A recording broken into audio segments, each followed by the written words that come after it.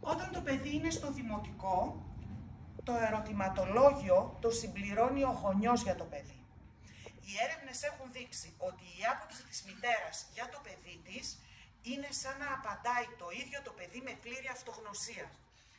Το τεστ IQ Raven πρακτικών δεξιοτήτων το απαντάει το ίδιο το παιδί για τον εαυτό του, χωρίς παρέμβαση μητέρας.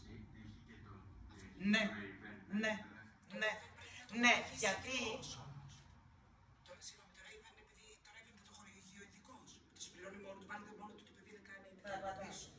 Να ολοκληρώσω την απάντηση και να απαντήσω και ευχαριστώ πολύ.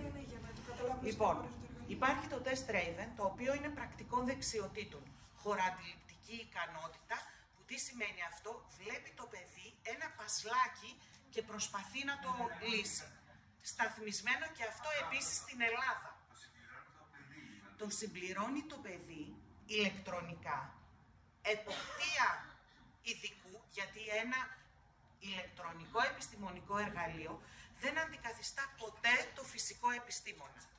Και τι συμβαίνει με τις μαθησιακές δυσκολίες? Μπορεί το IQ test να βγάλει λανθασμένα αποτελέσματα και να φαίνεται το παιδί οριακό ή low IQ. Οπότε εκεί η παρουσία του ψυχολόγου, αυτού δηλαδή που έχει την άδεια να χορηγεί το τεστ IQ και μάλιστα του εκπαιδευμένου ψυχολόγου στις μαθησιακές δυσκολίες, δίνει το στίγμα και έχει την εποπτεία και την επίβλεψη της ανταπόκρισης του παιδιού. Απάντησα. Ωραία, ευχαριστώ. Το Raven ότι έχει και γλωσσική κλίμακα.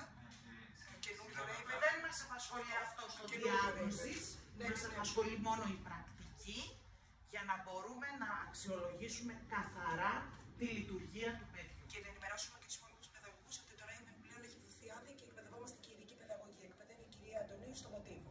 Να το ξέρετε όσοι δεν γνωρίζετε, το Raven εκπαιδευόμαστε πλέον και ειδική παιδαγωγή. Και έβαλε την καινούργια γλωσσική της κλίμακα η κυρία Αντωνίου. Το Raven στην παλιά του εκδοχή ή στην νεότερη? Η γλωσσική κλίμακα. Όλα καινούργια. Όλα καινούργια στο Raven. Ναι. Στο διάγνωσης, από την έρευνα, βγάλαμε την ανάγνωση και την ορθογραφία. Εσείς έχετε συμπεριλάβει το Raven το τελευταίο του? Όχι. Έχω συμπεριλάβει το Raven πρακτικών δεξιοτήτων που μετράει χωροαντιληπτική ικανότητα 1967 όταν σταθμίστηκε στην Ελλάδα και μέχρι την τελευταία στάθμιση που έγινε ισχύει αυτό της χωροαντιληπτικής ικανότητας. Το δεύτερο, αν είναι λίγο αυστηρό, ίσως να μιλάμε για διάγνωση μέσω του ερωτηματολογίου. Ωραία. Ευχαριστώ πολύ. Τέλεια ερώτηση.